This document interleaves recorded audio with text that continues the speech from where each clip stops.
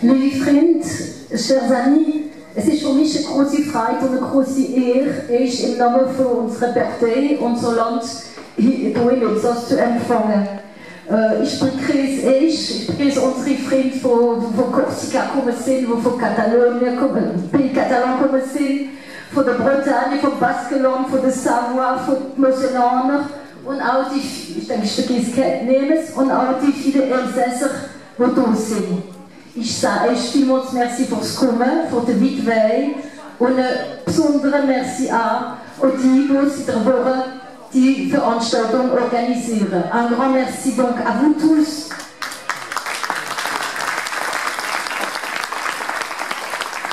À vous tous d'être venus, parfois de loin. Merci aux organisateurs, en particulier à Dani, qui n'a pas eu beaucoup de vacances cet été, mais ça porte ses fruits. Merci de nous permettre de nous retrouver pour 3 journées de travail, journée de formation, mais aussi journée d'échange, de convivialité, je dirais de fraternité, Bröderlichkeit, Überdosave. Je donc remercie les différents intervenants qui ont accepté de partager leurs connaissances, leurs analyses, leurs expériences et qui vont permettre des débats dont nous attendons beaucoup. Unser Land remercie l'Assemblée Générale de Régions et Peuples Solidaires d'avoir retenu l'Alsace pour l'accueil de cette réunion annuelle. Cela va permettre de mettre en lumière la situation particulière de notre région, qui est celle qui a été la plus malmenée par la réforme territoriale, celle qui a été la moins respectée, à notre avis, et surtout la moins défendue par ses responsables politiques.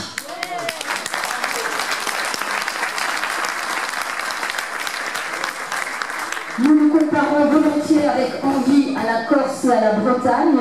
Nos sœurs, par la force de leurs revendications identitaires, elles au moins ont su préserver leur intégrité territoriale et n'ont pas été fusionnées et dépossédées même de leur nom, comme nous l'avons été en Alsace. Mais rassurez-vous, nous ne vous avons pas conviés à une chapelle ardente. Vous le savez, l'Alsace n'est pas morte, elle remue encore, et elle remue même beaucoup, car elle aspire à vivre et à vivre encore plus fort.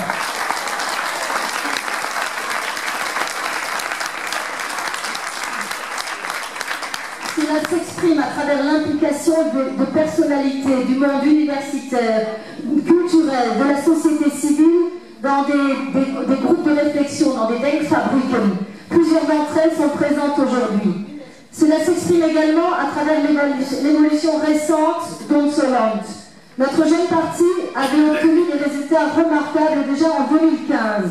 Les élections départementales et régionales avaient fait de nous, par le score, le 3e parti en Alsace. Nous avions un score supérieur au Parti Socialiste, à Europe Écologie Les Verts, et nous nous placions derrière les 2 partis de droite. Aux élections... Excusez-moi, ce qui mérite d'être applaudi. Et aux élections récentes, aux législatives de juin, nous avons réussi à présenter des candidats dans les 15 circonscriptions alsaciennes. Nous n'en présentions qu'un en 2012. Donc ça, c'était déjà un bon résultat. Et au-delà de ça, nos 15 candidats ont obtenu des scores tout à fait honorables, en particulier dans les 9 circonscriptions où nous avons dépassé les 5%. Et cela prépare aussi un avenir un peu plus serein sur le plan pécuniaire, tout simplement. Et c'est aussi une nouveauté pour Unser-Land. Bon, merci.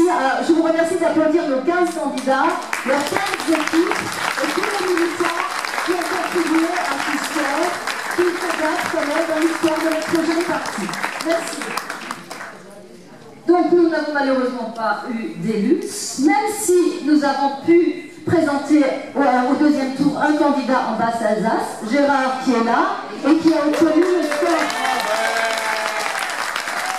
historique de 47%, et ça nous fallu un cheveu qu'il ne siège à l'Assemblée nationale. Nous regrettons bien sûr ce qui manquait. Mais bon.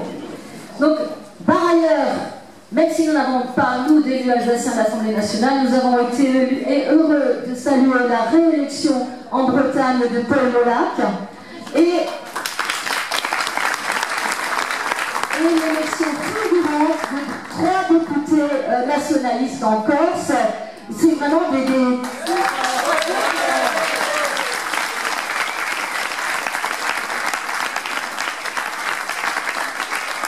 Nous les remercions d'avoir fait le voyage et d'être présents.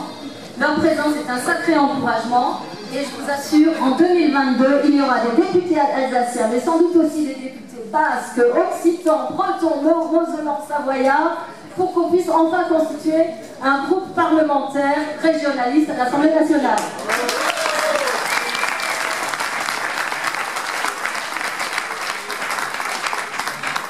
À travers cette université d'été, nous voulons apprendre et nous voulons construire ou consolider nos projets respectifs pour chacune de nos régions, pour chacun de nos peuples, en fonction des problèmes et des enjeux spécifiques qui s'y rencontrent. Mais ces projets, nous voulons les construire, et ces projets, nous voulons les construire en solidarité, en interaction. C'est d'ailleurs le sens de notre alliance, c'est le but de notre fédération, c'est l'objectif de Région et Peuples Solidaires. Nous sommes aussi là pour travailler à un projet commun qui nous donnera une visibilité, une audience et une légitimité accrue au niveau hexagonal. Face aux partis classiques, organisés à partir d'états-majors parisiens centralisés, notre objectif doit être de faire entendre le parti des régions, également sur des enjeux nationaux, internationaux ou globaux, et sur des questions de société. Nous sommes un vrai parti avec des multiples composantes régionales. Nous sommes souvent présents sur les dossiers environnementaux. Forcément, nous défendons notre patrimoine sous toutes ses formes. Mais au-delà de ces dossiers, au-delà des questions régionales, culturelles, linguistiques, nous devons nous intéresser à toutes les thématiques qui touchent nos concitoyens. Nous sommes régionalistes, nous sommes humanistes, parce que nous croyons à la démocratie directe, à l'autonomie locale, au principe de subsidiarité, tous des principes qui fondent l'Europe. Faisons-en les prismes à partir desquels nous définirons un projet de politique complet. Nous avons des pratiques locales en matière de droit, en matière d'assurance sociale par exemple, c'est le cas de l'Alsace-Moselle.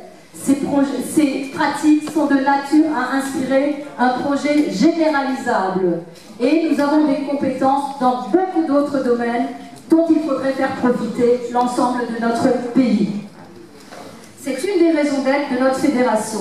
Et c'était le sens de la présence d'un candidat des régions à l'élection présidentielle. Nous avions le candidat, avions-nous le projet convaincant? Nous sommes là pour entendre, pour apprendre, pour partager et pour construire. Pour sauver nos régions, nous devons conforter nos arguments de bon sens, humanistes, d'attachement patrimonial et linguistique par des arguments économiques, d'aménagement et de politique générale. Nous devons être présents sur tous les terrains. Agir local, penser global. Donc, en ce qui concerne Haute-Hollande, nous avons profité des 2 années sans élection qui se profilent pour former nos membres et pour approfondir notre projet politique à travers des ateliers auxquels seront conviés des experts et des personnes d'expérience. Nos mots d'ordre, ce sera ouverture, formation, efficacité. Ce sera notre feuille de route. Les journées d'aujourd'hui et de demain nous y préparent. Merci pour l'impulsion que les uns et les autres nous donnerons. Bonne université d'été à tous.